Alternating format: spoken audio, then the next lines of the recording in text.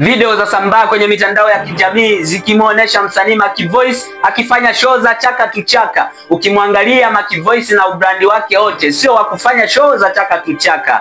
Hebu tupate taarifa kamili. Nikuulize Macky Voice, unajisikiaje baada ya kufanya show ya chaka tu chaka? Ni maumivu nani kwa nani. Maumivu gani? Wewe mwenyewe ndio umekubali kufanya hiyo show au umelazimishwa na mtu? Ninamlaumu dalali, ndo kaniletea shali. Dalali hana makosa, wewe ndio mwenye makosa. Na hiyo hela uliyopewa unaenda kuifanyia nini? Kachori. Na umaarufu wako wote hauna 200 ya kununua kachori. Wewe ukipigwa kama ngumi 5 unaweza kusema ukweli. Siwezi vumilia ngumi na panga liko mkononi.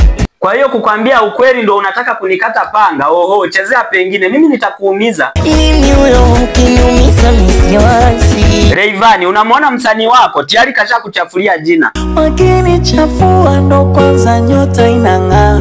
Sawa, kama ukichafuliwa jina nyota inang'aa, basi tusimlaumu Macky Voice. Hebu mwambie neno moja Macky Voice. Ukikosa heshima ujue na kuzingua. Unasikia Macky Voice? Haya ndo ya Rayvanny. Una kingine cha kuongezea? Kipi ulicho nacho mpaka umefimewe?